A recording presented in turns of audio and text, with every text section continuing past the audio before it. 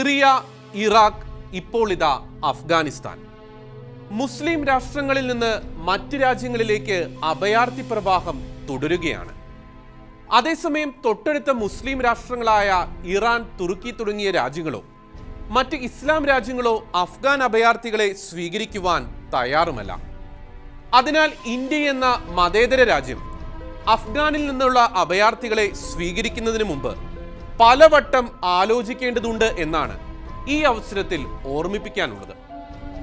അഭയം തേടി വരുന്നവർ യഥാർത്ഥ അഭയാർത്ഥികൾ തന്നെയാണോ എന്നതാണ് ആദ്യം പരിശോധിക്കേണ്ടതും ഉറപ്പുവരുത്തേണ്ടതും.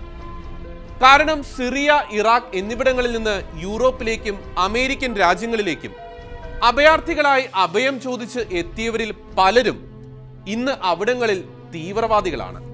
മറ്റുള്ളവരാകട്ടെ തീവ്ര മതചിന്തകൾ തങ്ങൾ എത്തിച്ചേർന്ന രാജ്യങ്ങളിൽ അടിച്ചേൽപ്പിക്കുവാൻ സമരം ചെയ്യുന്നവരും. അതായത് യഥാർത്ഥ അഭയാർത്ഥികളുടെ കൂട്ടത്തിൽ ആ രാജ്യങ്ങളിൽ എത്തിച്ചേർന്ന പലരുടെയും ലക്ഷ്യം തീവ്രവാദ പ്രവർത്തനമോ മതരാഷ്ട്ര വ്യാപനമോ ഒക്കെയായിരുന്നു.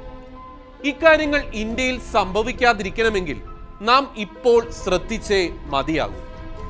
മതരാഷ്ട്ര വ്യാപനത്തിന് എല്ലാവരും കേരളത്തിലേക്ക് പോകൂ എന്ന് സാക്കിർ നായിക് പറഞ്ഞിട്ട് മാസങ്ങൾ മാത്രമേ കഴിഞ്ഞിട്ടുള്ളൂ.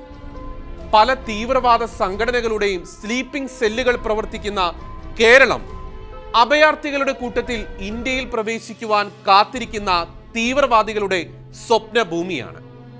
താലിബാൻ എന്ന ഭീകര സംഘടന അഫ്ഗാനിസ്ഥാൻ കീഴടക്കിയപ്പോൾ അതിനെ പിന്തുണച്ച് വിസ്മയമാണ് താലിബാൻ എന്ന് പറഞ്ഞ ആയിരക്കണക്കിന് പേർ നമ്മുടെ ഇടയിൽ തന്നെ ജീവിക്കുന്നു.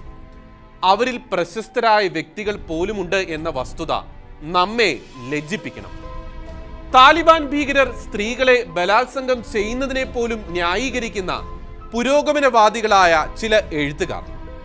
അതിനാൽ തന്നെ അഭയാർത്ഥികളുടെ കൂട്ടത്തിൽ കടന്നുകൂടി ഏതെങ്കിലും തീവ്രവാദി ഇന്ത്യയിലെത്തിയാൽ അവരുടെ പ്രവർത്തനങ്ങൾക്ക് വേണ്ട റിമോട്ട് ഓപ്പറേഷൻ സെന്ററായി നാളെ കേരളം മാറും. ഇക്കഴിഞ്ഞ ദിവസം NIA കണ്ണൂരിൽ നിന്ന് അറസ്റ്റ് ചെയ്ത 2 തീവ്രവാദികൾ തന്നെ തെളിവ്.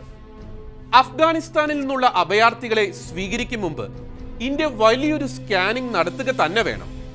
ദയയും കരുണയും നല്ലതാണ്, അത് നമ്മുടെ ഉത്തരവാദിത്തമാണ്.